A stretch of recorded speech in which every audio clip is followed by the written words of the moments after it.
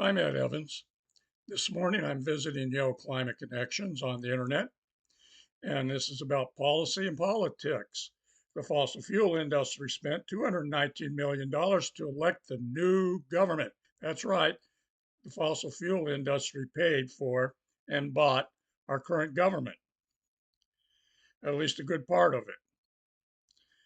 Most of that money went to Republicans. This article is by Karen Kirk and it's dated January 3rd, 2025. You might be interested in knowing that the 119th Congress comes with the big price tag. The oil and gas industry gave about 24 million in campaign contributions to the members of the House and Senate who were expected to be sworn in January 3rd, 2025. Well, we're way past that now, over a month. And what do we find? We find that the president, the commander in chief of the United States, the guy that caused a huge riot trying to overthrow the 2020 election, the guy that stole government documents and now has his own little oligarch to rob us, to rob the Treasury of the United States. At this very moment, Elon Musk is in the government computer system doing God knows what. But we know that Trump ripped off secret documents once. I mean, who knows how many times? Who knows how many places those secret documents went? I'm sure he had a Xerox machine to copy these documents, send them all over the world through the internet. In any case, uh, that president got a lot of money from the fossil fuel industry. Is it any wonder that Trump says drill, baby, drill, when it only means burn, baby, burn? Was that Stokely Carmichael from the 70s, I wonder? In any case, the industry, the fossil fuel industry, gave an additional $2 million to President-elect Donald Trump's campaign, bringing the total spending on the winning candidates to over 26 million, 88% of which went to Republicans. How do we get to that $200 million mark? Well, let's take a look here. The fossil fuel industry exerts substantial financial power within the U.S. political system, and these contributions are only the tip of the melting iceberg, and these icebergs are melting.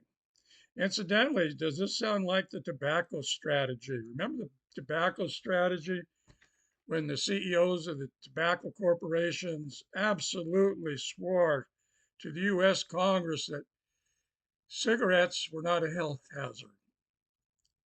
Well, the fossil fuel industry is using the same climate deception, deny, delay, deceive. The oil and gas industry contributed 26 million to the campaigns of policymakers taking office in 2025. President, 2,275,457. Senate, 7,721,052, 92% Republican.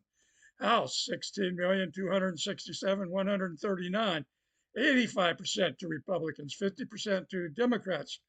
I'd sure like to know which Democrats accepted fossil fuel money. They got to go. Outside spending, an order of magnitude more than candidate contributions. Outside spending.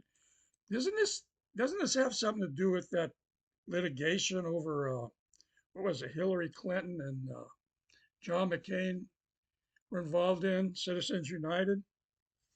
Somebody might look that up someday, including me. That's where Wikipedia is very handy for that. The 2024 presidential election saw $4 billion in various contributions to the candidate campaign committees and outside groups supporting them. Most of the money in politics isn't given to specific candidates. Rather, it goes to political action committees, known as PACs, and political party committees. This is called outside spending. Outside spending. Yeah. They're buying our elections. I don't have that kind of money. And I even had a paper route. No, I don't have that kind of money. In the 2024 election cycle, the oil and gas industry funneled over $151 million into the election via this additional spending, according to Open Secrets. The industry gave 67 million to candidates, including those who didn't win, bringing the total to a staggering $219,079,058 spent by the oil and gas industry to influence the 2024 election. The vast majority of the money went to Republicans, including nearly 23 million of oil and gas money donated to Donald Trump's campaign and PAC supported him. You know, when I was a young man many moons ago, I used to call the Democrats and Republicans the Demopublicans. Well, depending on day of the week, some other days I call them the Publicrats. And today I don't know what to call them. I do know this, that the Republican Party is not interested in democracy. They're off into something else. It looks like, smells like, talks like, moves like fascists. You notice how Trump is anti science? Well, he is. He denies the new climate change. He's attacking all people that talk about climate change. He's having climate change removed from various agriculture documents. What a place to remove climate change. I mean, agriculture is highly affected by climate. Climate is a 30-year average, if you didn't know. And weather is what that. That's what we feel yesterday, today, and tomorrow. Continuing, a fossil fuel government. Okay, that's what we got. John McCain, Hillary Clinton did their bit, but they lost. Where's John McCain when you need him? Where is John McCain when you need him? These figures only include reported contributions, I said, from individuals, political action committees, and various organizations.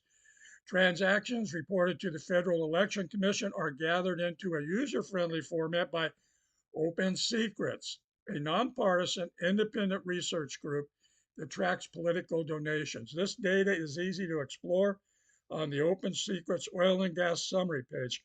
I just donated $5 to them.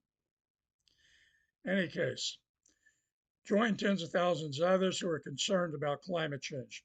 You'll receive a roundup of Yale Climate Connections stories plus tips to help you stay safe in a changing climate in your inbox each week. I do receive this publication